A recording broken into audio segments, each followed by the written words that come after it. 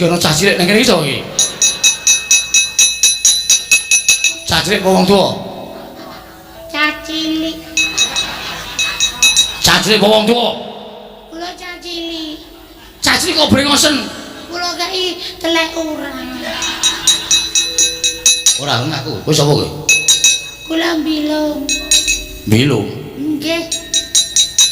Ujare para sepuh, bilung iki kancane Togok. Kanca. Kowe njaluk mati cara piye? Nang Kowe njaluk mati cara piye? kula pengen urip. Ampun Gusti, kula nyuwun kewelasan. Iki sirahmu mung cilik kayane tak ketak mesti modar. Sirahmu mung cilik kayane iki tak ketak mesti modar kowe. Tak tibani tanganku cuk pecah dadi papat.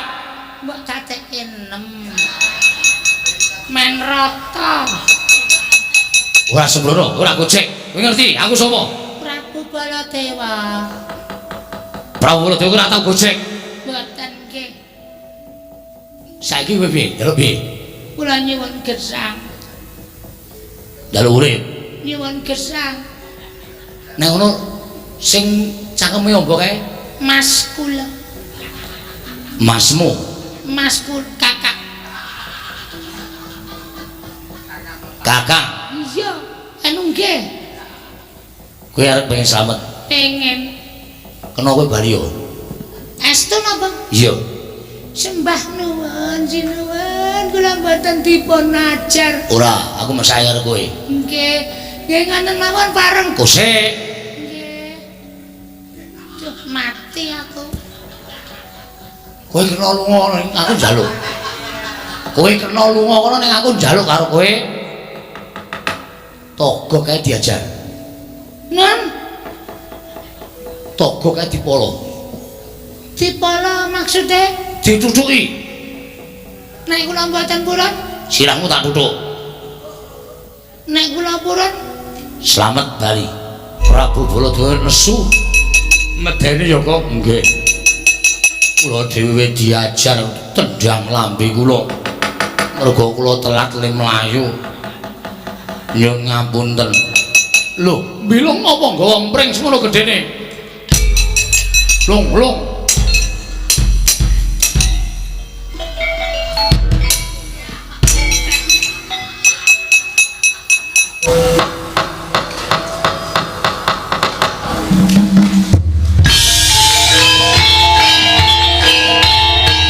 Dilanjutkan pagelaran wayang kulit semalam suntuk oleh Ki Dalang Seno Nugroho. Selamat menyaksikan.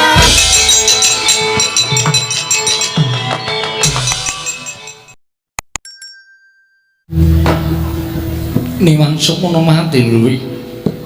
Ana sasmintaning sun jagat wasisaning Ubanara. Kakang Pati Udawa. Ayo ndadekake kaget jeneng para Kakang Pati Udawa ingsun Wiji Mangarsama. Kakang Pati Udawa.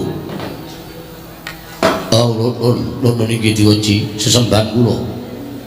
Pangayaman kula wonten ing Madyapada Prapting Delahan. Paduka Gusti kula ingkang sinuhing Darawati, wanter sabda pangandika Paduka Gusti kula Sanata. Ingkang dinamedhaken Patihipun Udawa. Wonten ing Jawi sanget kewatos sing manah pindharan salomba pinanjering alun-alun katemping samirana. Kumiterat sarung paras. Nanging sareng wonten karsa Paduka tebih saking raos kemarasan diweji. Kemareng ingkang dipun Pati Udawa cemadhong dawuh. Kakang Pati Udawa ya. Kadiparan anggonira Kakang Pati Udawa ingsun percaya minangka dadi badal wakil ingsun maranata tata rakiting negara ing Darawati. Murudyake matur marang panjenengan ingsun samendhang aja nganti ingkang karempit Kakang Pati Udawa. Diweji sembahan kula mlayu Paduka ndang bab tata rakiting praja sadaya boten badhe nguciwani. Para kawula sami sayek saka kapti akar luhuring nusa bangsa Tunegari Darawati medhaipun para abdi prajurit boten kendhat anggenipun sami gegeladen ulah kridane kamprak. Sawanci-wanci praja Paduka katemping paramuka boten badhe anggepok kunca Gusti kula ingkang sinuwun. Iyapting kepatihan remuk kasawurna putung sumangga kabandhemna diweji sembahan kula. Kakang Pati uga ndadekake bombong penggali ingsun ana liwat pakanen kang utama tindakna selawase. Lan kaprayogakno anggone ro ngadhep ngarsane ingsun Kakang Pati Udawa. Sampun boten kirang prayogi wiswanipun ing abdi kepatihan namung drenan sak samunipun kepareng kula ngaturaken sembah. Sumangga wing pangabektinipun ing abdi kunjuk sandhang padha paduka Kanjeng Sinuwun ing Ndorowati. Kakang Pati Udawa ingsun tampa tiba sepadha-padha. Apa dene sira kadanging pun Kakang Yayi Dimas Setyaki prayogakno anggone siadi ngadhep ngarsanipun Kakang Dimas. Nggih Koko Prabu. Sampun boten kirang langgengen kula kabiyantu ngarsa paduka Kanjeng Koko Prabu. Namung drenan sak samunipun kepareng kula ngaturaken sembah. Sumangga pangabektinipun ingkang rayi kunjuk sandha pepodo paduka Koko Prabu jimat sembahan kula. Setyaki ndak tampa liwat pangestunipun Kakang Tampangono kula menika jimat pariping dayane kasantosan. Atmajaning sunanak anongane ndeta bocah mursid isa mikul dur mendem jero karo wong tuwa aja mung kandhek ning pangucap nanging kababaro dadi pakarti sombo. Padhararja saprapta munggir kulub kusuma kilat moko tansah pinanganing kawidadan niring sambi kala sawanipun ingkang putrapun Samba Kanjeng Rama. Namung kepareng kula ngaturaken sembah sumangga ping pangabekti kula kunjuk sandhang padha paduka Kanjeng Rama Prabu jimat sembahan kula Rama Prabu pengayoman kula. Ya kulub Samba ingsun tampa ora liwat pangestuning pun Rama Tampanana ya nggih kula pun dinggo jimat pariping dayana ing kasantosan Kanjeng Rama Prabu. Pangestu paduka mawakono kabagyaning gesang kula prayogakno nggone ngadhep kula nggih sampun boten kirang prayogi Rama Prabu. Nyuwun pangapunten Koko Prabu sawetawis radi randhat anggen kula ngacarani rawuh paduka Kanjeng Koko Prabu Mandura. Koko Prabu sesembahan kula ingkang rayi ngaturaken pasegan panakrami kunjuk sandha pepodo paduka Kanjeng Koko Prabu jimat sembahan kula Koko Prabu pengayoman kula ing Mandura Koko Prabu Baladewa. Jagat wasisaning Bathara Wayaktura jagat Pati Indra Jaladewaku. Ya Yai Prabu kaya ora dadi ngopo nggonira ngacarani marang sawaningipun Kakang ing Mandura marang Projing Ndorowati asung pambagine Kyai Prabu wis dak tomakarya bobong penggalihipun Kakang ora liwat pun Kakang ing Mandura ngaturaken pudya pangastawanipun Kakang kunjung ngersani Kyai Prabu Ndorowati. Koko Prabu kula tampi akarya bombong raos sing manah mboten langkung kasecakno anggen jenengan dika lenggah Koko Prabu Mandura. Ya Kyai Prabu kaya wis ora kurang prayoga praptanipun Kakang ana ing Projing Ndorowati dina samengga iki. Nun sewu wa nadyan ingkang putra ing marang Garuda pun Samba kula ngaturaken sembah pangabekti kula kunjuk wa anak lanang ya Samba tak tampa sira ngabekti karo wong tuwa liwat pangestuning awakmu ing Mandura Tampanana Samba. Kula pun dinggo jimat pariping dayane kasantosan mugi kasekecakno anggen jenengan dika lenggah Prabu Mandura.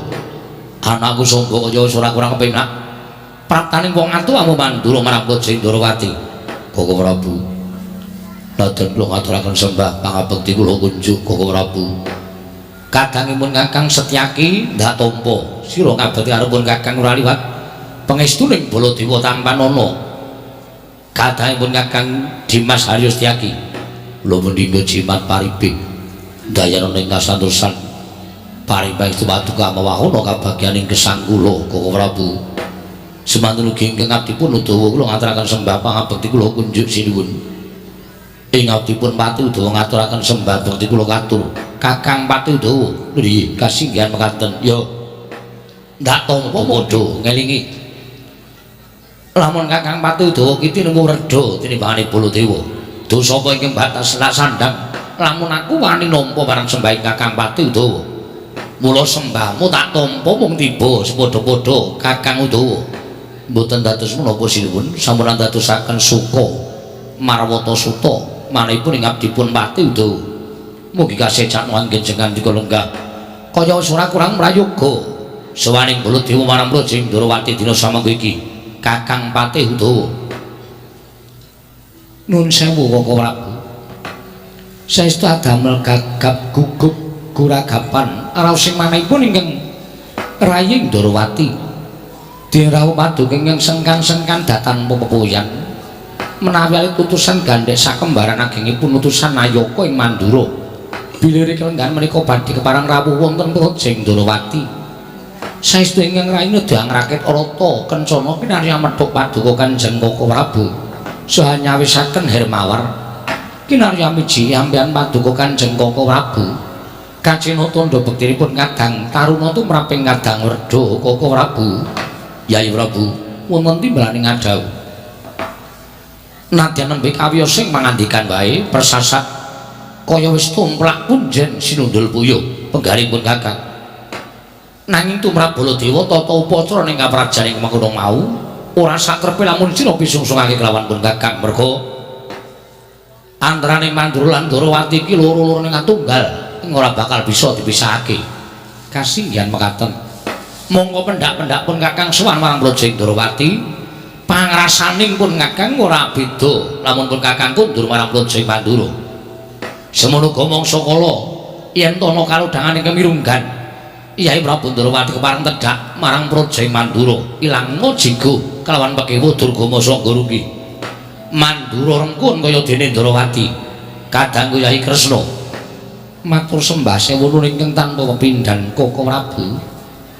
Ingkang salajengipun andhatosaken kagiat raos sing manah dene rawuh paduka ingkang sekawit kula aturaken tanpa pepoyan. Upami wonten paridamel tumunten kababarna ingkang ranedya ngangrungaken jangga nilingaken karna amastuti dhateng sabdatama paduka Kanjeng Koko Prabu. Ewa dene sakmangke dene tedhak paduka namung netepi dhateng darmanipun tiyang sepuh ingkang tuwi dhateng kadang taruna ingkang raisa ngaturaken panuwun ingkang tanpa pepindhan.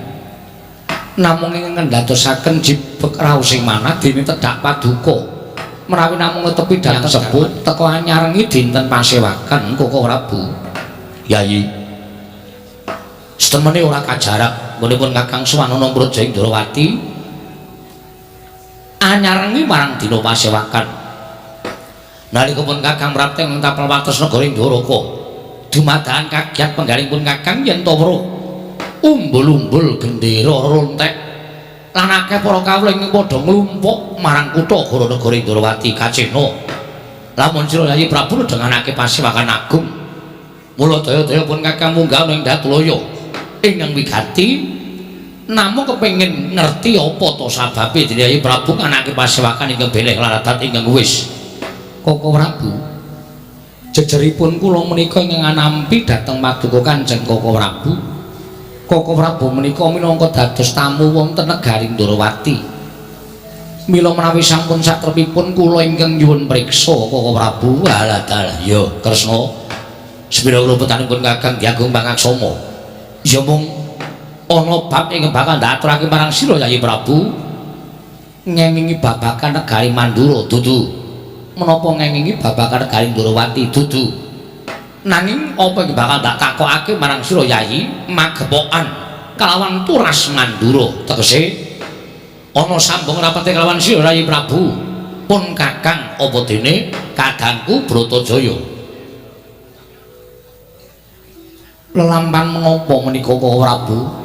Ya dikeparangipun Kakang rada maju ngri sowan kula sepanggaken Purbawasesa wonten asta paduka Kanjeng Koko Prabu ing Mandura.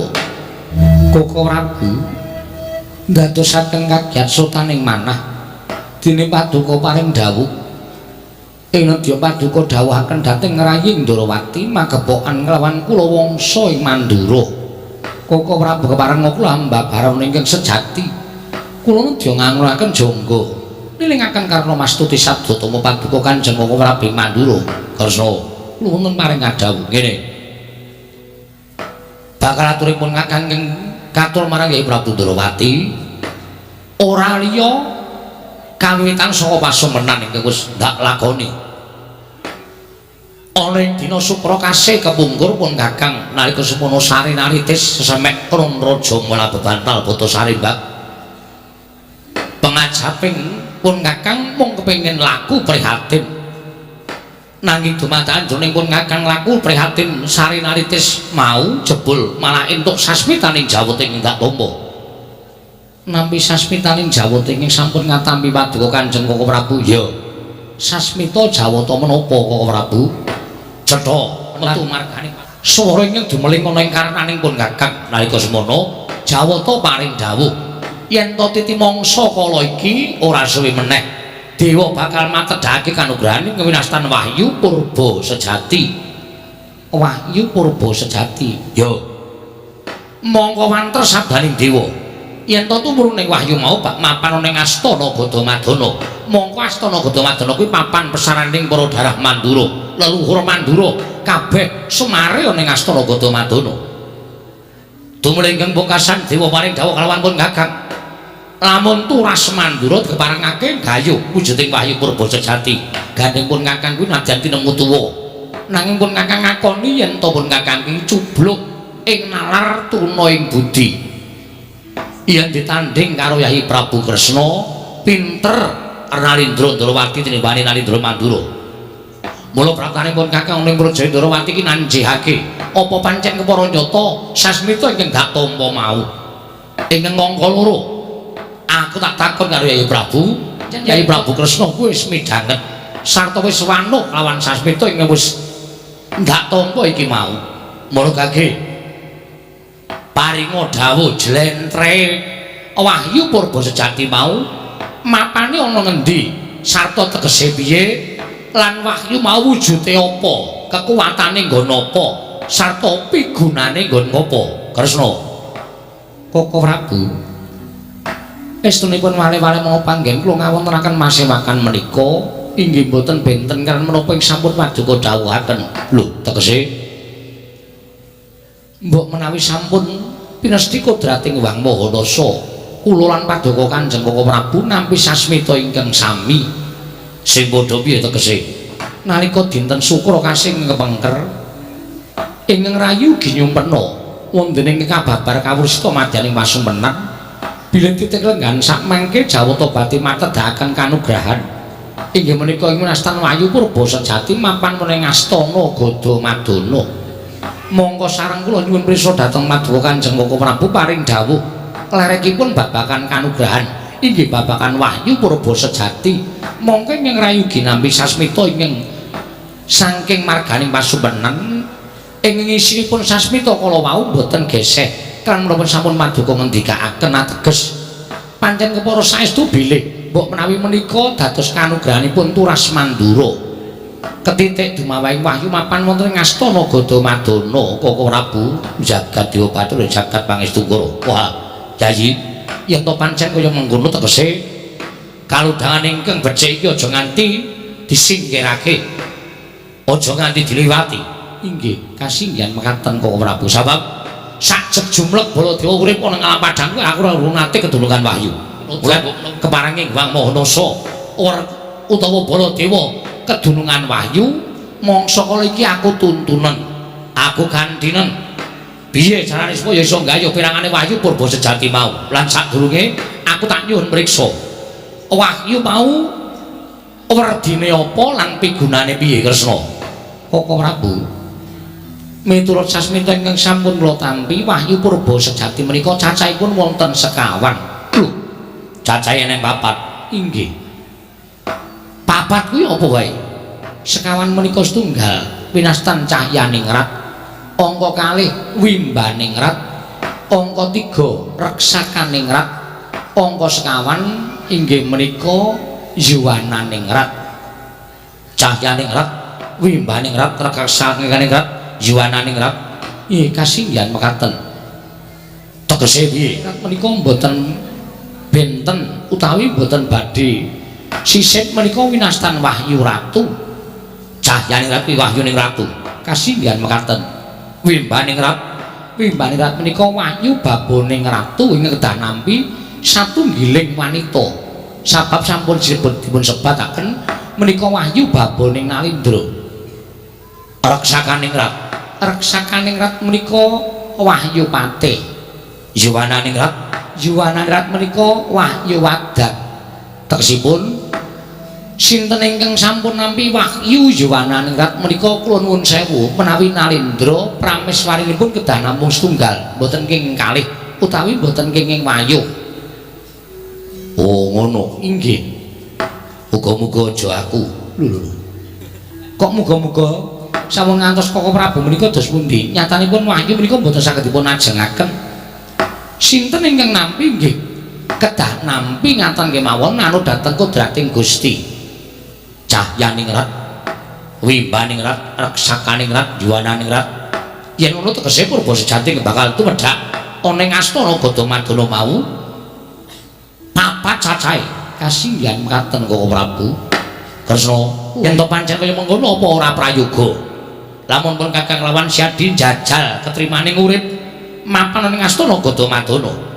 Ngening eneng kono mengko sapa ing bakal entuk wahyu ya kuwi ingkang ketrima uripe. Kula nuwun sewu.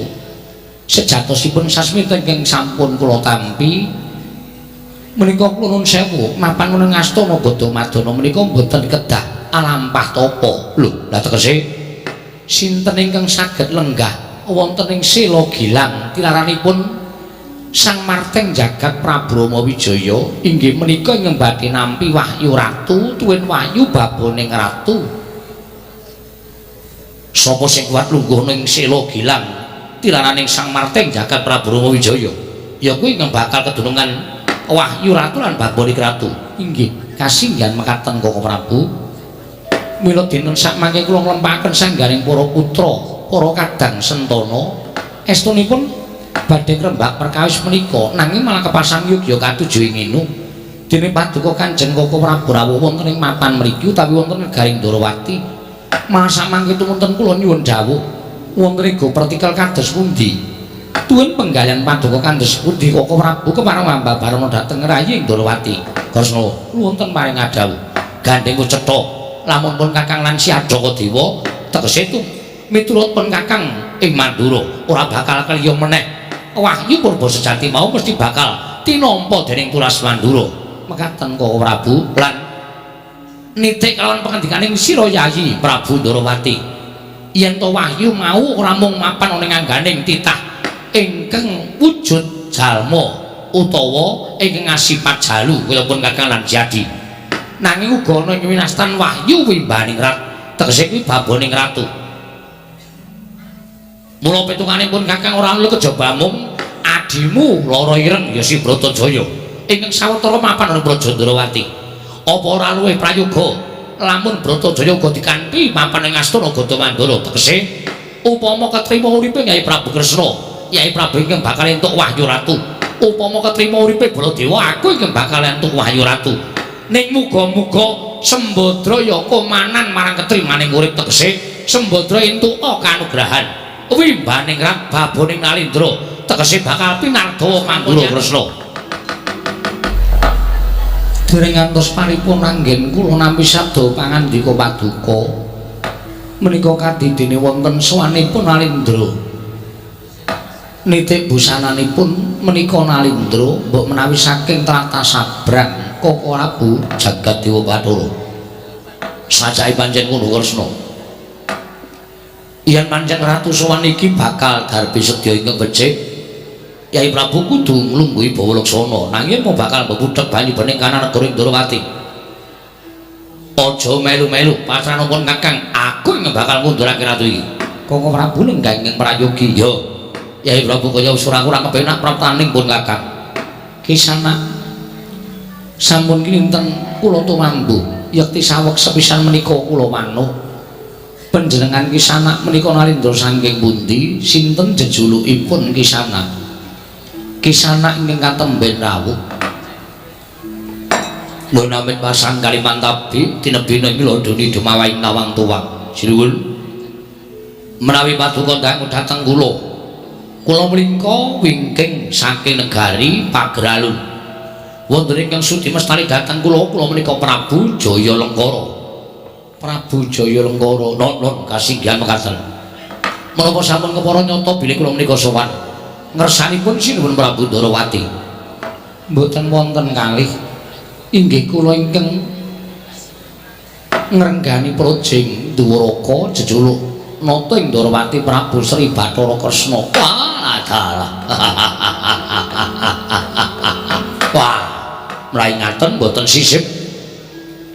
Anggen kula kedarang-darang kekalangan Malaya bebasan ngideri jagat.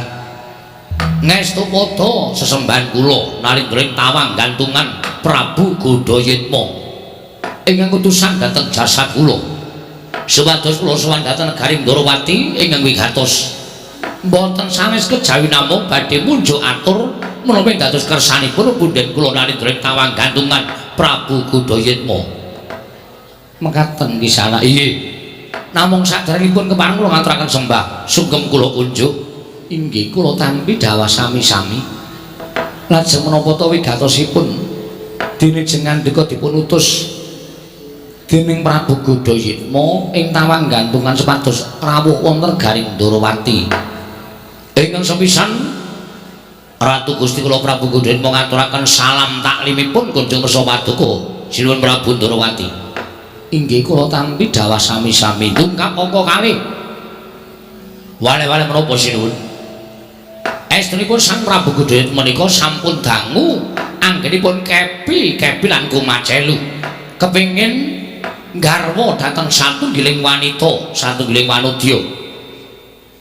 Nembe menika kula mangertosi sowan tumunten kula kaparingan dawuh dening sesembahan kula Prabu Godayitma. Bilih boten wonten wanita ingkang keduga ngrubuhaken jiwa bebetengipun Narendra ing tawang gantungan kejawi namung putri saking negari Ndarawati.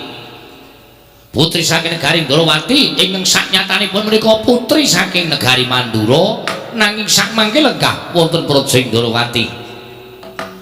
Lajeng sinten ingkang dipun kersakaken dening Sang Prabu Godayitma boten sanes kejawi namung rayi paduka inggih menika putri Mandura ingkang wewangi Dyahayu Wara Sembadra inggih lara ireng inggih Bratajaya. Inggih putri menika ingkang saestu saged damel hojat penggalipun Sang Prabu Godayitma. Satemah sesembahan kula Prabu Godayitma menika nglampahi gandrung pendak-pendak tansah gandrung dhateng satunggiling nayaka ing tawang gantungan kininten menika inggih menika Dyahayu Wara Sembadra. Mila sinuwun sowan kula menika namung badhe ngebun benjangan jejawas sonten kula sampun nyawisaken jempana jol-jolan kinarya pamboyong ing pinanganten putri calon inggih menika pun Dewi Wara Sembadra. Mila saking menika sowan kula namung badhe wonten sukolilan ing penggalih paduka Gusti kula ing Ndarawati kepareng mangringaken utawi paring purba wasesa dhateng kula anggen kula badhe mboyong dhateng ingkang rayipun Wara Sembadra. Sasampunipun samangke Dewi Wara Sembadra menika prapteng wonten negaring tawang gantungan estu mboten badhe dawuh wonten ing Padasuri nanging badhe dawuh wonten ing kasur babut mila samangke kula ngentosi dhateng sabda pangandika Gusti kula ingkang sinuwun menawi putri Dewi Wara Sembadra keparengaken kula boyong kula ngaturaken panuwun ingkang tanpa pepindhan. Kula ngaturaken pepindhan nanging sinuwun menawi Gusti kula senata ing Ndarawati mboten keparengaken Dewi Wara Sembadra menika kula boyong wonten negaring tawang gantungan. Kula menika namung mboten duta kongkonan nanging duta ngrampungi karya. Kula aturi jaga jagang sing jero, beteng sing kandel. Nadyan Jayalengkara menika ijen tanpa ruwang nanging kula mboten badhe wang-wang nebak kandeling beteng negari Ndarawati. Ora mengko to dhisik Sang Prabu Jayalengkara lho menika sinten ditepungake wayan pancen durung wanuh aku putra ing Ndarawati satra ing Paranggaruda Raden Samba ya Raden Kusuma Kilatmaka.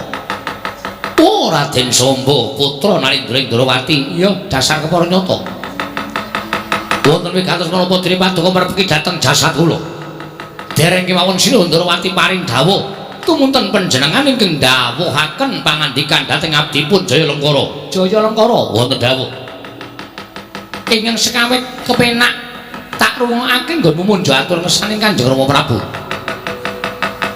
Wiwit purwa madya wusanane kepenak tak rungokake nanging bareng tekaning padha rembug kok sajak ngilani marang dadaning wong Ndarawati. Kowe matur yen to Kanjeng Rama Prabu ora maringake Kanjeng Bibi Wara Sembadra ya Bibi Bratajaya tok boyo marang negara ing tawang gantungan. Kowe matur ora mung duta kongonan nanging duta ngrampungi karya. Wong Ndarawati tok kon supaya jaga jagang sing jero beteng sing kandel. Bakal mbok tebak kandeling beteng negara Ndarawati padha karo kowe ngilani dadaning wong-wong Ndarawati. Padha karo ngilani dadane para satra sak Ndarawati. Menawi Sinuhun Prabu Ndarawati mboten maringaken panci menika ing badhe kula jarak. Pancen menika ing badhe kula lambahi. Mila kula menika nuwun sewu, nadyan wujudipun Nalindra kula menika ratu sing ora wedi wong. Kula ratu sing ora wedi karo sapa-sapa. Aja kapa jamak lumrahing kita semantah nadyan dewa medhun kemawon menawi meparangi karepipun Prabu Jayalengkara. Rawe-rawe badhe kula rantas, marang-marang badhe kula putung. Jayalengkara wonten dawuh. Saiki ngene, gandeng cetha nggonmu prapta ning negara Ndarawati iki mung bakal gawe geger. Tak ajangi jembar leganing atiku. Wah, kersanipun kados pundi? Yen pancen kowe bakal mboyong marang Bibi Wara Sembadra, kena tok boyong. Yang perlu dapur karo sembanmu Prabu Godayitma. Nanging aku njaluk lakonana sarta lebanana sayembaraning Samba. Lho. Panjenengan Raden Samba badhe ngontraken sayembara menapa? Sayembara perang. Sayembara perang? Iya, dasar pranyata. Sayembaranipun kados pundi? Sapa sing kadedaning Raden Samba? Saiki kowe iso mateni aku, mengko kowe bakal mboyong Bibi Wara Sembadra. Nanging yen to kowe ora keduga gawe sirnaning Raden Samba, ana kelakon ratu kanggo gatheng sirahe. Raden, wonten pundi papanipun neter kadedayan? Ana ing kenteng kawat Blabar Waja metu njaba. Aku yang bakal ladeni karo kowe. Monggo, kula dhewe akan medal cawiyak. Anak sing iso mikul dur mendem jero karo wong tuwa. Apa sing dilakoni Samba iki mau sayekti gawe srana bombong atine wong tuwa. Gara-gara. Wah, lagi iki aku weruh anakku Samba nantang karo Ratu Sabrang. Mongko adatku piye ing wis kelakon. Kondang tekan ngendi papan Samba ora tau wani magut sulaning driya. Tegese ora tau wani mangkat ning peperangan. Lah kok sagedangan iki Samba nantang karo Ratu Sabrang. Piye gawe bombong atine wong tuwa. Najan kowe dudu anakku. Kowe iku dudu putrane Nalindra ing Mandura Prabu Baladewa. Ning aku makmu gedhe wae seneng marem bungah yen to weruh bocah enom sing tanggape gati kaya ngono kuwi Samba. Ih, Oh Prabu, ngaturaken manuwun ingkang tanpa pepindhan dene Paduka Ngalembana dhateng pun Samba. Nanging kula nuwun sewu, sampun ngantos kesangetan anggen Paduka Ngalembana dhateng kula. Lho, lha piye? Wong dialem kok moh iki piye? Inggih krana mangke kula nuwun sewu. Kula wantun ngaten menika kula nuwun sewu lho, Wa. Ya piye? Kula wantun nantang dhateng Nalindra Sabrang menika kala wau estunipun menika namung kula ingkang matur nanging tumandang sanes kula. Lho kok sik to? Kowe sing matur sing tumandang kudu kowe iki piye? Inggih kula menika namung nantangaken. Lho, nantangke sapa? Nantangaken Paman Setyaki. Lho, lah iki mau sing engko sing tumandang sapa? Paman Setyaki. Lah kowe iki nyerweteh gunemamu akeh banget nantang karo ratu ki mau apa? Kula menika namung pranata cara. Oh lah gembus iki.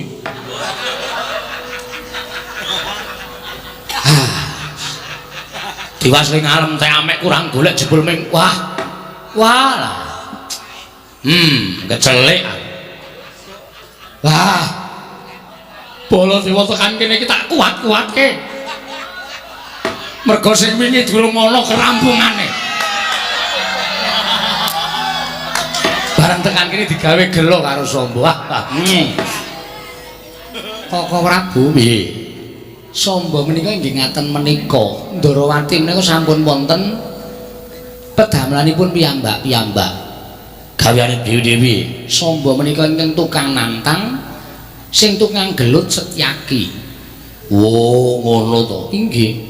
Lah Udawa menika asah-asah ya to, Udawa. Sinuwun menika kok sanget anggen Paduka menika ngina dhateng kula menika nindya mantri bunga palsaning praja. Patih ana asah-asah. Mboten sekeca manah kula. Lah wong kowe iki ya ora tau perang upama perang ya ming nglabung. nek wis mungsuhe ketok kalah tumuli kowe lagi maju ning nek mungsuhe isih rawa birawa prakosa kowe ora tau gelem maju sing tok ndelke ya ming Setyaki rak ngono to panjenengan kok prisa lho apa aku ki ora gatekke karo solah bawamu to rak ya tak gatekke to Kakang Udawa oh iya matur sembah nuwun panjenengan gatosaken dhateng kula wah ya wis Setyaki wonten dawuh ki lho goleke gawean anakmu lanang matur nuwun nggih dene sampun paring pedamelan dhateng tiyang sepuh sami-sami paman wah jebul ana wis sing nantangke dhewe sing temandang dhewe sing ngasut dhewe wah edan menapa kok Prabu ora apa-apa menapa kok Prabu ora apa-apa kok Prabu menika sampun sepuh kok pekareman ngaten menika kok tasih dipun lajengaken lho wah ya ming dinggo cegah lek mboten kenging kok ora ya lah iki terus piye Kresna becike piye mangke menawi Ronalindra menika sampun mundur saking negari Durawati tumunten kula badhe nganti Kadang Paduka inggihipun Nyai Bratajaya prateng astana Gadamadana yen to pancen kaya mengkono keparingi siadi kula nyuwun nganti sanget kok Prabu sampun ngantos negaken negari Durawati kula suwun suka pajar dhateng kawontenan Projing Durawati kok Prabu ya aja kuwatir yen pancen Setyaki mengko ora kewaganan iki kridaning Prabu Jayalengkara pasrahno marang pun Kakang tak takrim utuh Jayalengkara sepira kekuwatane matur sembah nuwun tanpa pepindhan Udawa wonten timbalan kaya wis paripurna gati ning pananggilan margake budhara kang padha seba ingsun kondur ngedhaton kawula nuwun parapadal pasilan yen tambahi pangestu sing ati-ati aja kaya bocah cilik Kakang Pati Udawa kaya wis ora ana dawuh maneh nggih ngestaken dawuh kok Prabu menapa mboten langkung prayogi prapting kedhaton pepanggihan kanan ingkang rayi tetiganipun bab ketemu mburi sing wigati negara Durawati kudu tentrem dhisik Kresna nom ngestaken dawuh cekap mekaten kok Prabu aturipun ingkang rayi Durawati ya Yai Prabu dina iki tata pripun aku ora bakal kelakon boyong Wara Sembadra yen to ora bisa ngasorake sayembara sing wis dingendikake dening putra ing Durawati Nuwun sewu. Putra Durawati niku sinten sing wantun nganake sayembara kali sampeyan? Ngakune jenenge Samba kok, Nun. Ngakune jenenge Samba. Samba, ya. Lho, Raden Samba kok nganake sayembara perang. Kuwi biasane sing nantang Raden Samba, ning sing temandang Raden Setyaki biasane lho. Heeh. Mula acaosana prisa Ratu Gustimu Prabu Jayalengkara. Sinuwun piye? Nek Raden Samba sing anake sayembara niku nek tumrap kula kok bab sing langka. Lho, langka sebabe apa? Merga Raden Samba niku nuwun sewu, arepa putra Narendra ning sajeg jumlek piyambakipun menika boten tau wani perang. Boten tau wani adu atos sing balung uleting kulit. Boten tau wani adu arep karo mungsuh. Merga sing didelke putra saking Durawati terus nuwun sewu dheweke niku senengane ming ngendelke kebagusane niku Raden Samba. Mula nek panjenengan paring dawuh Raden Samba kok nganake sayembara perang nuwun sewu niku saka petungan kula kali togot niku mengke sing maju dudu kok Raden Samba ning Senopati Durawati. Mboten salah kejawi namung satriya ing Garbaruci kekasih Raden Setyaki ya Singa Mulangjaya ya Tambakyuda ya Bima Kunthing satriyane kaya apa kaya wong tak keplak ndasmu kowe takune apa-apa kaya wong satriyane niku nuwun sewu kanthet ngiyayat dedeke ora sepira brengose nguler geni tumpangke kuping kiwa tengen mripate nek mandeng tanpa kedhep niku Raden Setyaki ning arepa cilik digdaya sekti kalintang dayaning perang bebasan tinata mendat jinara menten tinumbak bengkong sinuduk tung niku Raden Setyaki mula sampeyan kula suwun sing atos-atos mawon Nek nganti niki mengke sik maju dudu Raden Samba, sampeyan mungsuh Raden Sencaki nyuwun pangapunten. Nganggo petung sing genep, nganggo petung sing jlimet. Aja nganti grusak-grusu mengke ndak kesluru dalan sing kleru. Kurang-kurang berjane sampeyan kundur namung kantun aran. Tegese sirna margalayu. Togok wonten dawuh. Ning arep kaya ngopo aku sago nampa sayembareng Raden Samba. Mbah sing maju sapa Setyaki Sutanaya aku ora wedi mergo aku iki ratu sing bebasan jago wiring kuning tanpa tanding ning negaraku. Lho nuwun sewu. Nek ning negarane dhewe niku ampun nggo pamer. Padha karo sampeyan niku pamer ning omah menangan dhewe. Kula niku karo bilung teko omah bos. Mboten ajeng wonten sing wani kali kula. Wong ning omah kok dipamer-pamerke. Teng mriki niku teng Jaban Rangkah. Nek sampeyan ajeng nyoba karo wong Ndarawati, saniki mboten sakokean gunung tanpa guna. Terus dipethokke sapa sing dadi mandhegane Senopati Ndarawati? Samba ora ketok. Sing ketok sapa wae tetep dadi musuhe Jayalengkara. Yen aku kok bali ora mboyong Dewara Sembadra, ya lara ireng mesti bakal ditugel grune Dening Prabu Kodayatma. Tinimbane sampeyan mengke mati kodhok teng negara Tawang Gandung nek cara kula diiklaske pecah. Sedo teng mriki malah mboten napa-napa. Kok wonten dawuh. Tak jaluk pamujimu. Nggih. Ngatos-atos. Tak mlebu wongkon Ndrawati sapa sing kira-kira arep mampangi Dening Prabu Jayakara. Ngatos-atos ini. Peleke. Piye lho? Ayo hancur. Sing hancur bosmu. Nanti Delokan kuwi lho, klekar kuwi. tangane Sencaki rumangsaku nek ngantung kok suarane saka kaduan kaya kemeclak kae lho. Ayo tangan atos. Ratu Gusti mung ngantem pisan Sencaki niba karang yo njajal kaya. Tiba gledak saut sirahe Sencaki set. Antemene dier Sencaki mundur. Joget dheke. Sapa? Kuwi. Jaya Dimeja kuwi. Jayalengkara. Jayalengkara kuwi.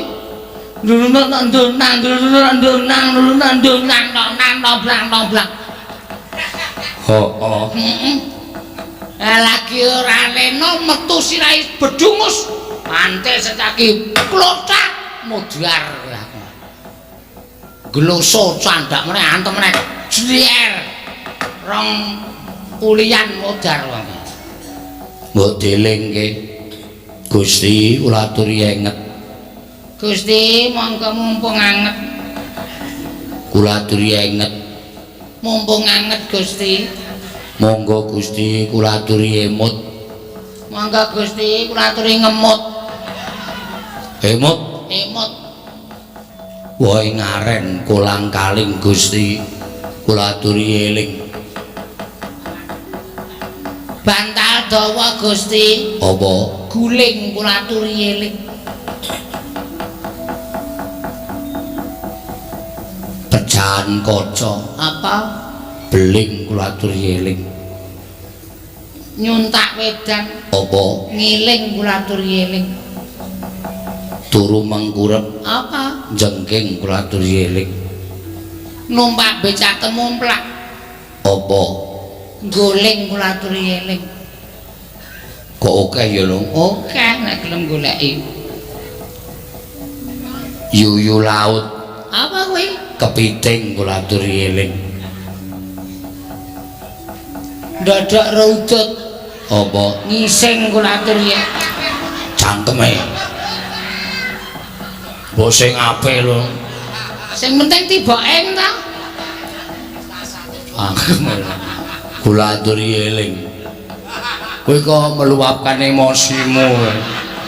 Ora ya kok, santai wae ora. Tiba kantep Bayu Atmaja ngelinga risang. Ngelinga risang satriya Wiratama.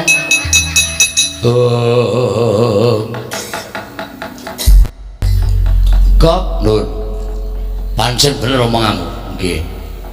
Setyaki tangane atosi Raja Magok. Tiba ning sirahku semrepet kaya ora weruh dalan. Peteng penyawangku nganti ora eling. Lah niku nembe tangane Setyaki. Mangkene Setyaki pun gelem nyekel gada pusakane. Sampeyan saya ngrekoso. Apa duwe pusaka? Gadah. Jenenge Senopati kok ora duwe pusaka niku cara ngendi? Gadah. Jenenge apa? Wujud gada. Gada. Apa kok gada? Wesi kuning. Niku gedene ming sak lengen bayi. Tamake Gunung Jugruk segara asak.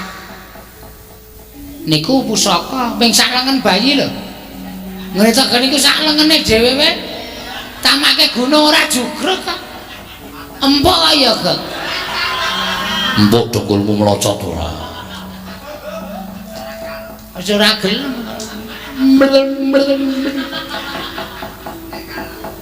Gandane cak niku tuthuke gunung mapok ngono. Pletre. Gandane tok tuthuke ya ceges wae. Mas saya mencucu. Niku gada wesi kuning. Paringane dewa jaman Setyaki Tapa jejuluk utawa peparab Begawan. Kok ora angel-angel kok. Aku ora ngerti lho kuwi. Aku iki ora ngerti lakon Begawan Panjang Mas. Panjang besar dan panjang. Terus entuk pusaka jenenge gada wesi kuning. Lho, dadi sampeyan ampun sak penake dhewe. Senjangene pun nesu, wah ngetokke niku nek ndaratur kula kondur mawon mbangane sampeyan almarhum Mutar Ngrekoso Linggawa. Ya, Kak?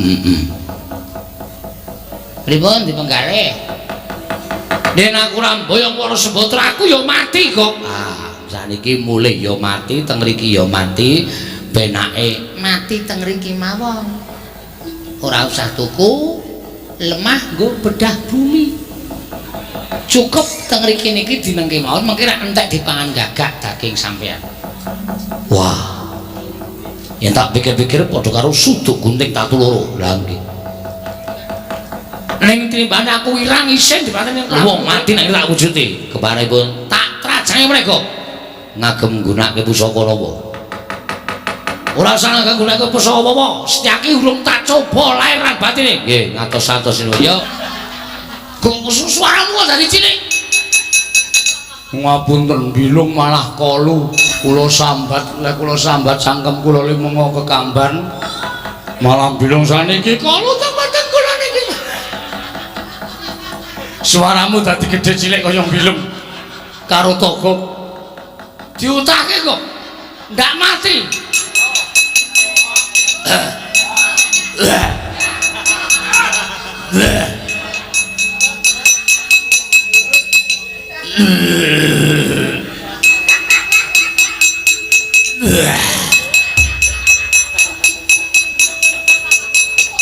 Aduh, merah iso ambegan aku, Kak. Lah kok mlebu ning cangkem lho. Lah cangkemmu ya kekamban kok. Cangkemmu kaya jugangan. Ora aku tak takon jane iki panganane apa to, Kak? Kok njero weteng ana tas kresek barang. Ya ora tas kresek, sepatu. Rumah saku iki wong ning kok kaya gragas banget to. Ya wis ben ya. Senengane ora. Pripun? Wah, gayange ra jamak-jamak. Sampeyan tiba prek candhak Setyaki nganggo irama kendhang tugentag-gentug gabrus. Raden Samba sing maune ora tau perang kowe karo sampeyan ora duwe daya kowe mlayu jrantah. Nyandak sira sampeyan kandhang tugentag-gentug gabrus. Prabu Baladewa ndak tugentag-gentug gabrus tokok lagi ngilinting udut. Candak lambene setare tugentag-gentug gabrus. Kuntal aku. Kuntal. Aku lagi dolanan game. Waduh. Kowe kuwi. candak sencaki duncalke wah wis Ratu Gustimu tiba kowe ini bali Ratu Gustimu bruk kowe lagi sambat waduh aku mlebu cangkemmu slep kaya sedeng ya Gek kaya kalang cangkeme ombo kaya mbiyen aku ora tau nguntal gunung kok mulane ming sak kowe sepira edian kowe kuwi nom-nomanku mbiyen tak kon nguntal gunung karo Kanjeng Rama Sang Hyang Tunggal mula lambeku ombone ra jamak-jamak wedi aku tak lereni engko ndak cangkemku kaya togok wiwit saiki tak lereni lek arep nguntal gunung apa iya to lho ora mung siji aku loro ya wis ben ndak kaya kowe kok wedi aku gila aku hukum karma mah ayo pripun sinuwun ajeng diteruske napa mboten aku sing dipusaka kok mula angel kapoke tenan wis maju pindho kalah kowe arep maju sing ping 3 lho apa-apa ki apike ping 3 kok 1 percobaan 2 kuwi pengkhianatan ping 3ne kuwi ayo aku disiung siung nopo siung pengapit tong pundi iki matamu ora iki siung nggih kula ngerti iki nek watek anggo nyokot menungso mati nuwun sewu mengke nek terus sencaki sing maju tak cokot sencaki mati wedian ampuh lung siunge ampuh sajake nek sing maju sencaki mati Patih Udawa ora trima maju cokot mati nek Patih Udawa mati Nayaka Ndarawati ora trima Raden Samba sing maju cokot mati edian Raden Samba maju dicokot mati Baladewa ora trima cokot mati edian Kresna Ratu cokot mati nek misale mengke terus ana Nayaka Punggawa Ndarawati sing maju cokot mati nek ana Rati cokot mati edan sapa-sapa dicokot nek ana Telek ora Telek kok nyokot ora Garing kok ora setan bilung kira cobane nggih ngatos-atos yo nggih sedyaki kabare Diwasan ora Diwasan piye ingkang sekawit Jaya Lengkara kula ketinggalan kaseten kula piyambakipun mundur nanging jebul piyambakipun ngrapal mantram sakti lho ngrapal mantram sakti piye jangga kula dipun cokot dening Jaya Lengkara dan kula lemes mboten gadhahi kegiatan satemah kula mundur kok ora kula semanggaken Jaya Lengkara kowe kalah iki nyuwun pangapunten kawon iblis anak pas kowe Jaya Lengkara iki nata mandura Prabu sapa kowe anu sapa kowe kowe kadal apa wong kowe kowe cangkemmu semono kadal apa wong jenengmu sapa cangkemmu gedhe banget jenengmu sapa kula Togo lho kowe iki Togo nggih Togo Catu Goro kae nggih ngopo nek kene nderek Ratu Gusti kula Ratu Gustimu sapa Prabu Jaya Lengkara nek ngono barane Jaya Lengkara lho nggih wong kula padha kawon iki ana cah cilik ning kene iso iki cah cilik apa wong tuwa cah cilik apa wong tuwa kula cah cilik kok brengosen kula kai telek urang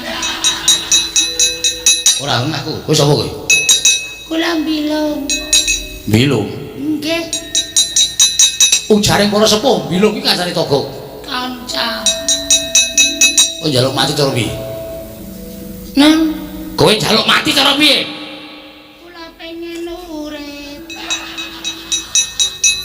ampun Gusti kula nyuwun kewelasan iki sirahmu mung cilik kaya tak ketak mesti modar sirahmu mung cilik kaya tak ketak mesti modar kowe tak bali tanganku cuk pecah dadi papat. Mbok dadekke 6. Men rata. Ora sembrono, ora gojek. Kowe ngerti aku sapa? Prabu Baladewa. Prabu Baladewa ora tau gojek. Mboten nggih. Saiki kowe piye? Njaluk piye?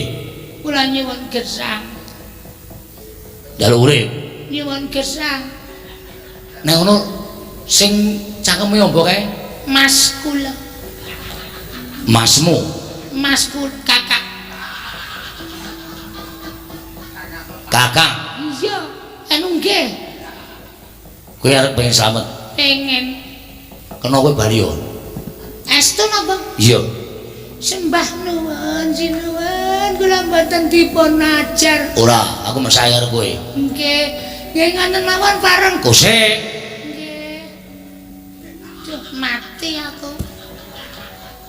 Kowe kena lunga ning aku njaluk. Kowe kena lunga kono ning aku njaluk karo kowe. Togo kae diajar. Nun, Togo kae dipolo. dipala maksude Ditutuki. nek kula mboten purun, Sirahmu tak tutuk. nek kula purun Slamet bali. Piye? nika kakang kula mengke nek kula dibales Ora sawedi eneng aku. sampeyan belani kula. Mbelane kowe. Oke. Katrik kula mangkremak ing wadya. Rasa sulut. Aduh. Lengampleng kebanteren. Mumet kula. Wis ge mangkat ngono. Nggih. Nyun pangestu. Yo sing hati-hati. Kula ajare, Gak. Maaf ya, Gak. Ya aku nek ora meni ndak lanjuti. Apa sing diperintahke Prabu Baladewa? Prabu Baladewa nesu. Medeni ya kok nggih. Kula dhewe diajar tendang lambe kula. Mergo kula telat le mlayu. Nyun ngapunten. Lho, bilung apa nggawa mpring semono gedene? Lung.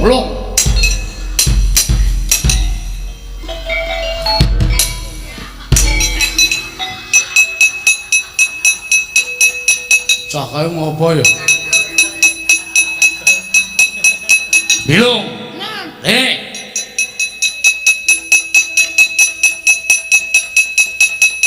Ngopo e? paribasan makan buah si Malaka Mago. Tegese apa tegese? Ngene. Kowe mau dicekel Baladewa diajar to? Malah ayem kuwi imbangane sing tak lakoni. Lah aku ya dicekel. Cekel. Terus aku takoni sapa iki Bilung. Kula tak mriko nggih, kula tak mlayu, kena mlayu. Ning togo kae dipolo. Nek ora gelem molo togo, tak karat ndasmu dadi 6. Piye bayangna? Terus Mane ndasmu dadi 6. Ora wong ndasmu sing menjoto. Ning aku ora tentrem. ayo bener kuwi ning masmu sing dadi korban. Alah mung sedelae kok. Engko mari-mari Aku ngantemi kok dadak kanggo pentung. nek nganggo pentung ki pancen inisiatifku dhewe. Men kowe tonjol ning ngrasake. Wah edan. Nggoku karepe dhewe piye kok neng kene lara mule ya bakal lara. Matur sinuwun Prabu Gudayat mawon. Panjenengan mang matur nek njaluk lara ireng Sembadra Bratajaya niku mboten gampang. Sinuwun nggonmu tak kongkon supaya prapting negara Indrawati ngwigati. Nyuwun para Sembadra ya lara ireng. Mergo kowe ngerti dhewe. Nadan wis sujud sukma nang ora kendho rasaku nggonku tansah gumono musik kepengin nyedhi marang Titi Sing Widawati. Upama to aku iki isih urip mestine bakal tak lamar ning gandeng aku wis badan sukma. Ora wangun yen tak aku nglamar marang Loro Ireng ya Bratajaya ingkang pranyata Titi Sing Sang Bathari Widawati. Mula tumuli aku utusan lawan kowe. Ingkang wigati kowe bisa mboyong memani ing atiku kunjuk marang Ratu Gustimu aku Prabu Gudayatma. Sewu-sewu kalapatanipun ingkang abdi wadadah wadana diweji. Mugi andadosna ing kawuningan nyatanipun tiang-tiang Ndorowati angekahi dhateng pun Dewi Bratajaya ngantos dumados pasulayan peperangan antawisipun ingkang abdipun Jaya Lengkara mengsah para senopati negaring Ndorowati ewa semanten diwaji mugi andadosna ing kawuningan krana krijanipun alendring mandra wekasan ingkang abdipun Jaya Lengkara trimah mundur kula kawon mengsah tiang-tiang Ndorowati mila cabaring damel anggen kula badhe amboyong dhateng pun Bratajaya inggih lara ireng piye mila cabareng damel anggen kula badhe amboyong dhateng pun Bratajaya inggih lara ireng ora ana pangapunten sinuhun sampun ngantos kula dipun patrapi pidana sampun ngantos kula dipun paringi pidana pejah mugi ngeman dhateng jasad kula Dewaji Jaya Lengkara wonten dawuh kowe ngerti Godayitma kuwi tilas Narendra Ngalengka duk nalika aku isih lenggah dampar keprabon negara ing Ngalengka sapa wae ora ana sing wani karo aku sapa wae ora ana ingkang wani mrengkang marang pernata negara Ngalengka sapa wae ora ana kang wani mrengkang marang dawing Narendra ing Ngalengka Prabu Dasa Buka kula Joko nadyan panjenengan wis dadi sukma pangrasaku tanpa beda kaya aku silenggah dampar keprabon ing Ngalengka mula ora mokal yen to Dasa Muka wenang ngres sangganing para sukma ingkang mapan ana ing Tawang Gandungan lajeng kepareng paduka kados pundi kula namung dederek kersa paduka Gusti kula ingkang sinuwun Jaya Lengkara wonten dawuh uripa ning alam padang ora pantes uripa ning alam donya kowe dadi ratu sing ora pantes disawang dening kawula kowe dikongkon ratu Gusti Mumingko kowe dikongkon Dasa Muka ora entuk gawe diapurmu kaya ngene iki urip go gaglakan apa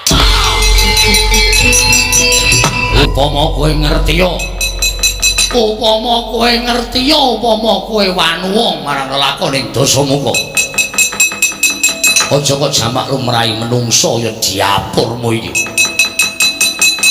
dewa wae blenjane karo Dasa Muka biyen tak luruk kayangan ora ana sing wani karo Dasa Muka lah kok mung diapurmu kowe dikongkon karo aku ora ngrampungi karya kowe dikongkon karo Ratu Gusti ora ngrampungi karo saya aku tak takon karo kowe gunane apa kowe urip nang alam padang gunane apa kowe sita karo Dasa Kumara gunane apa kowe ditekun dilatih tungkae Godayitma kowe dikongkon ora pecus kowe dikongkon ora ngrampungi karya ora enen gunane kowe urip nang alam padang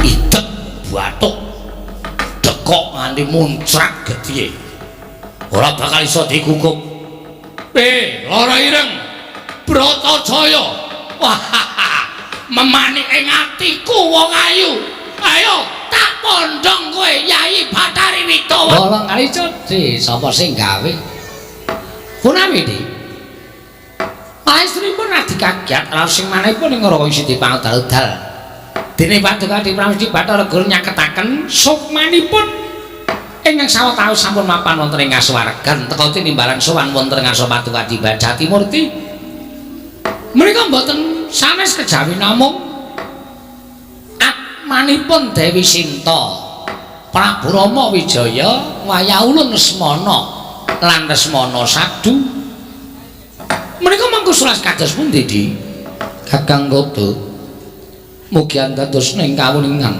bilih sak mangke sampun titiwanci wayah ulun inggih menika pun Sinta Rama Lesmana tuwin Lesmana Sadu manjalma dados kanugrahan Kakang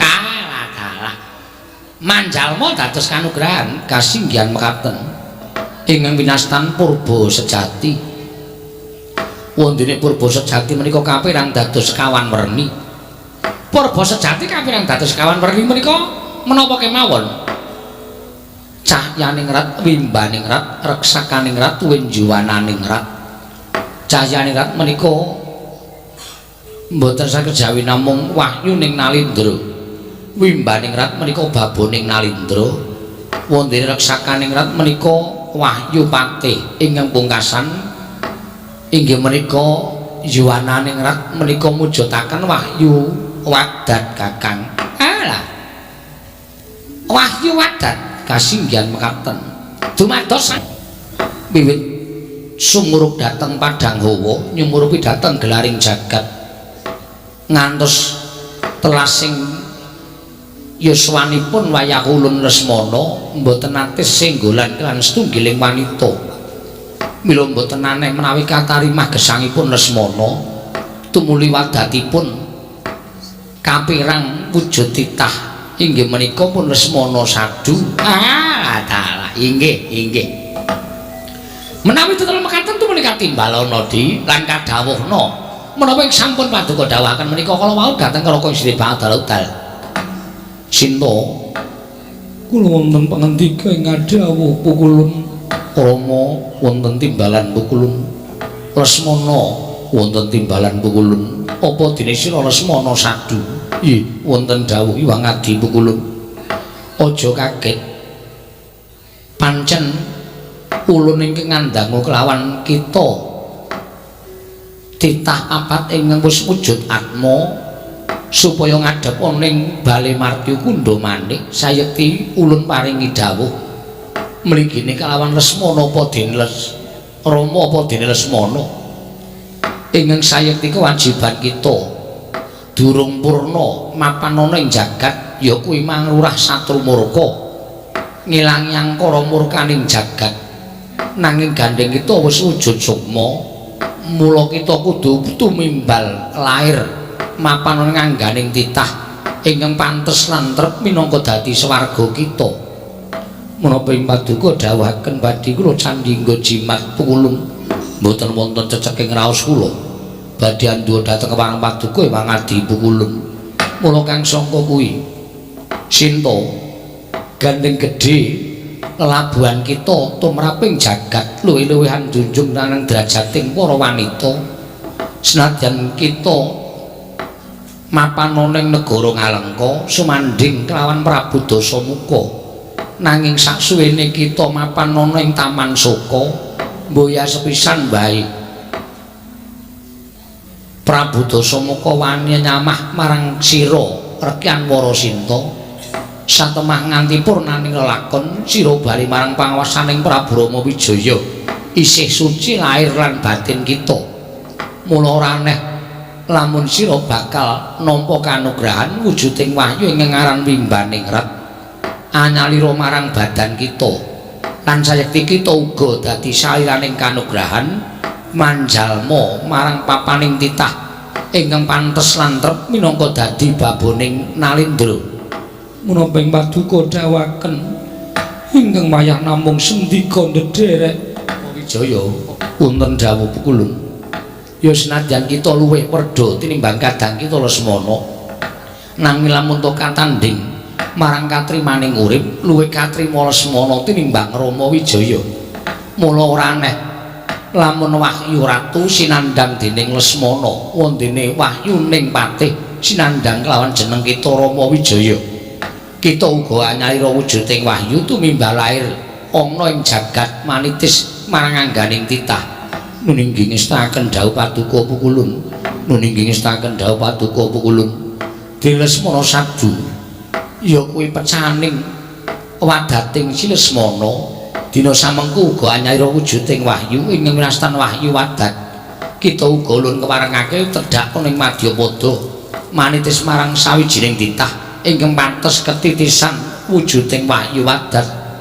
Mula kang sangka kuwi titah ulun Sinta Rama Lesmana badhe Lesmana sadu dina samengko wis ulun tetepake mboya ana liya kejaba mung papan astana Gadamadana ingkang kinarya tumedhaing wahyu purba sejati sabab ya mung turasing para Pandhawa padene turas Mandura ingkang pantes minangka dadi wadah kita wahyu papat cacahe mau nggih jiwaraga kita manjing angganing titah sabab wahyu mau lamun pener nggone mapanake kasuwargane yekti bakal mbabar katentreman nah yen to sisip nggone mapanake kasuwargane yekti bakal gawe srana hujating jagat Sinta Rama Lesmana apa Lesmana sadu nun inggih pukulun lajeng bidalipun ngabdi benjang menapa pukulun bidalipun ngabdi benjang menapa pukulun bidalipun ngabdi benjang menapa ora ketang sambung bocor lintang miling-milingno nggon kita ngambah dirgantara prateng astana Gadamadana lamun mengko ana titah ingkang wis wani nglakoni semedi sarta titah ingkang bakal jajal lenggah oning sela tilaraning Rama Wijaya nalika semana ya kuwi ingkang kuat kedunungan wahyuning ratu lan wahyu baboning ratu nggih Prastawa paduka pareng kula nyuwun pamit nggih pukulun kula nyuwun pamit pukulun kula nyuwun pamit surti ting ati-ati duga-duga digawa kaki pesenipun ingkang dados wahyu kalendran menika pun wayah paduka Rama Wijaya mboten Kakang nanging tetep ulun anuding kelawan terus wayah ulun Lesmana lajeng kula nuwun sewu dasaripun menapa dasaripun nalika Prabu Rama Wijaya Cubriya kelawan kadangipun Taruna inggih menika pun Lesmana kinten badhe anggonjak dhateng Dewi Rekyan Warasinta satemah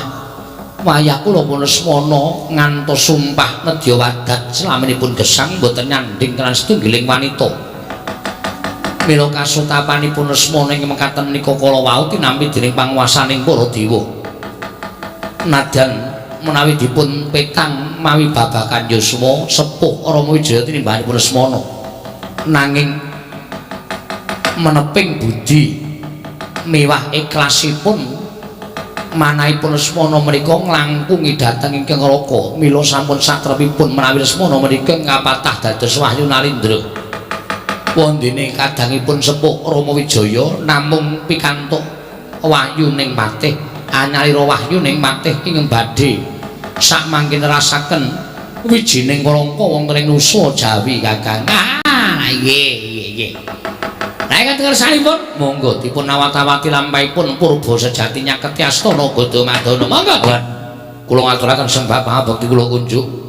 Kula tampi dawuh sami-sami. Bapa Penemban, aku ngaturake sembahku kunjuk marang Bapa Penemban Jembawan. Gusti Ayu, kula tampi dawuh sami-sami. Kula nuwun sewu. Menapa to sababipun dene jengandika anak Prabu Ndarawati teka rawuh wonten ing astana Gadamadana mongko mboten cecala ingkang saderengipun. Bapa Penemban. Estunipun malih-malih menapa? Sowan kula wonten ngersanipun Bapa Penemban Jembawan menika namung badhe nyuwun diparilah. Bapa Kapi Jembawan, kula sakadang menika badhe neter dhateng trimaning gesang sarana nggayuh kanugrahan ingkang mapan wonten ing astana Gadamadana. Monggo miturut sasmita ingkang sampun kula tampi tuwin sasmita ugi ingkang sampun nampi dening Koko Prabu Mandura. Bilih Jawata badhe matedhaken kanugrahan namung mapanipun wonten ing astana Gadamadana mila Penemban sowan kula wonten sukalanipun menggali paduka Bapa Penemban Kapi Jembawan klilanana kula badhe mapan wonten astana Gadamadana dinten sakmangke badhe lampah semedi maladining wonten telenging astana Gadamadana papan pesaranipun pepunden Mandura Bapa Penemban Kapi Jembawan deng jengandika anak Prabu Ndarawati anak Prabu Mandura tuwin Gusti Ayu loro ireng menika tasih kapernah turas Mandura mila dosa menapa menawi kula sandhang menawi kula wantun handha dhateng parangipun anak Prabu Ndarawati aduh ngaturaken panuwun ingkang tanpa pepindhan.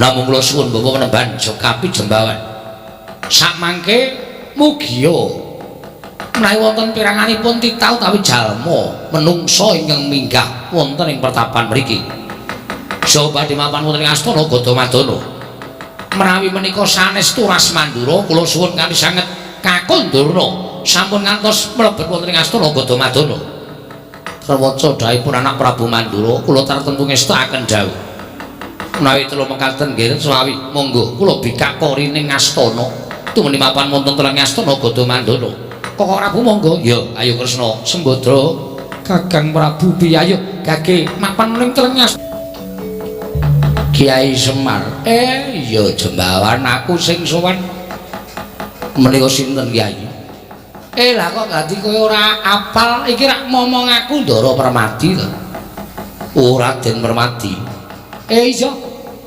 Raden ngaturan karajan rawuhipun Bapa menemban tansah pinaninging kawidadan sowan kula ngaturaken sembah pangabekti kula kunjuk kula tampi Raden jawah sesami-sami Kilura Petruk wilujeng pangestumu jembawan slamet Kilura Bagong wilujeng pangestumu jembawan slamet aku wonten menapa Kyai Semar dene jengandika nglarapaken putra momongan jengandika pun Raden Permati nuwun sewu kapi jembawan mugi antados ing kawuningan bilih kula nampi sasmitaning Jawata dewa badhe matedhakaken kanugrahan mapan wonten ing astana Gadamadana ingkang winastan wayu purba sejati mila saking menika wonten suka leraning penggalih jengandika penemban jembawan kepareng wanglilani saha paring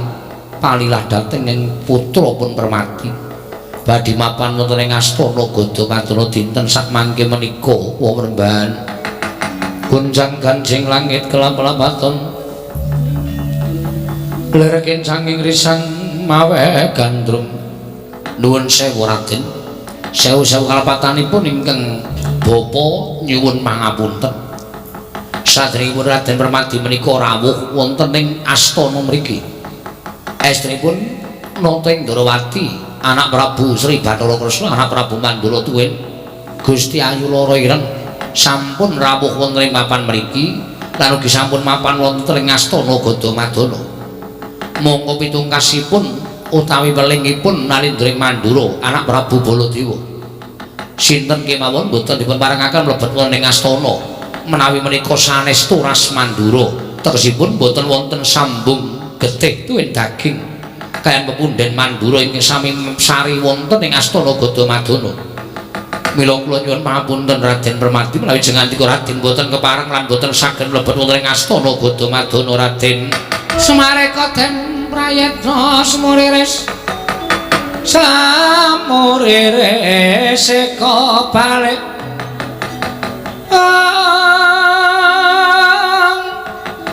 titiyani gandayani trisanya purnama sasi gilar-gilaraning tengah latar milang lintang Bima Sekti mbawan kula wonten dawuh iki lho Ra yen dadi pendhita kuwi aja mung tabri tapa brata tabri semedi ning ya kudu mbok kompliti nganggo nggonmu sinau liripun kados pundi Paduka Kyai Semar paring dawuh mekaten kowe mau muni piye ora ngeparengake Ndaraku Permati mlebu ning astana Gadamadana kowe celatu kowe ngucap yen ora ana sambung getih karo daging karo wong Mandura aku tak takon iki putrane sapa putranipun Nalindra Kresna Prabu Pandhu Dewayana kuwi rak bapakne lah mbokne inggih piye piye putranipun Sang Dewi Prita inggih Dewi Kunti kuwi Ndaraku kuwi kula warga ngendi inggih menika rayinipun Prabu Basudewa Prabu Basudewa ki ratu ngendi Nalindra Mandura lah saiki etungen Ndaraku Permadi ki apa ora ana sambung getih karo wong Mandura nek Ndaraku Permadi mlebu ning astana Gadamadana ki tegese tilik para leluhur kang padha sumaring astana Gadamadana lah kok dadi kowe ngucap nek Ndara Permadi ora ana sambung getih karo wong Mandura kowe iki munyuk tuwa goblok ora ngerti sejarah waton iso ngucap lah nek upama ora ana aku mesti Ndaraku Permadi ora kelakon mlebu ning astana Gadamadana nek wis tak sejarahke ngene iki piye ayo etungan waduh nek ngaten kula lepat Kyai Semar kula lepat jebul pinanggihipun Raden Permadi menika tasih turas Mandura wah culek mripat munyuk tuwa pecical pecicil dasaripun munyuk menika mripatipun kados mekaten menika wis gek mlebu ndoden mang mlebet ten astana Gadamadana mengke jembawan iki kula sogo nganggo gedang ngambun mengke rapun metamel niku apa wis diparengake Kakang Semar nek mboten entuk kula gulunge astana Gadamadana lho